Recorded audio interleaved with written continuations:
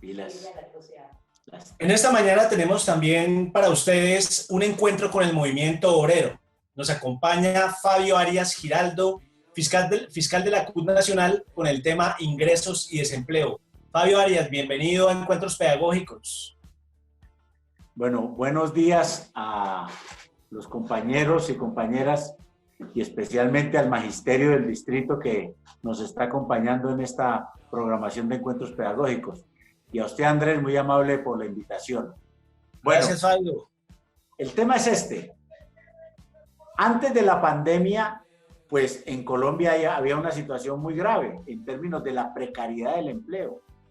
14 millones de desempleados, de informales, entre los que vemos nosotros en la calle y lo que llaman los cuentapropistas. Es decir, gente que no tiene ninguna seguridad social, pero que sabemos que trabajan y viven de su trabajo. Eso son los que llamamos informales. Y 8 millones y medio de colombianos que tienen un trabajo formal, por lo menos tienen la seguridad social y por tal motivo aparecen en los registros institucionales de salud, pensiones y riesgos laborales. Eso fue antes de la pandemia, pero el 80% de todos esos trabajadores, tanto formales como informales, ganan menos de 2 salarios mínimos. Y el 50% de los 22,5 millones de trabajadores ganan menos de 1 salario mínimo. Eso era lo que había antes. Después de la pandemia, como ya lo informó el DANE, por lo menos con la cifra de abril, se perdieron 5,4 millones de empleos. 5,4 millones de empleos, de tal manera que la tasa de desempleo pasó del 10 al 20%, para hacer un registro ahí grueso. Y esos 5,4 millones de trabajadores que tenían unos ingresos, hoy ya no los tienen, de tal manera que la precariedad que va a tener el mundo laboral va a ser inmensa.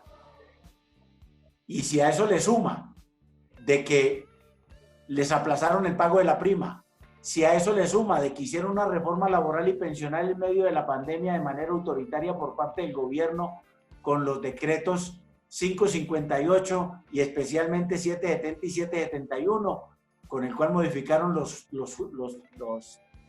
turnos de trabajo y por tal motivo va a haber menos ingresos para los trabajadores, pues definitivamente estamos a un caso catastrófico. Yo diría una cuestión para hablar de ingresos y de empleo. ¿Para qué un día sin IVA si los trabajadores no tienen ingresos? O los 3 días sin IVA uno que ya pasó y 2 que vienen en desarrollo, si los trabajadores no tienen ingresos. ¿Cuál reactivación económica puede existir si los trabajadores no tienen dinero en sus bolsillos? La única forma de atacar el desempleo que hoy está ahí es salvaguardando el tejido empresarial de las pequeñas, medianas y microempresas, que el gobierno se ha negado también a hacerlo, y adicionalmente de no recortarle los derechos a los trabajadores para que ellos tengan poder adquisitivo y por tal motivo puedan demandar bienes y servicios y por tal motivo haya empleo. Es la única manera. Este círculo virtuoso de producción, consumo, sobre la base de los ingresos de los trabajadores, es lo que se tiene que aplicar hoy en Colombia. Seguirle quitando derechos a los trabajadores redundará en la desmejora de la economía en general y muy especialmente de los trabajadores, que es lo que quiere este gobierno y estos empresarios, descargando la crisis única y exclusivamente sobre los trabajadores. Y una noticia de último momento.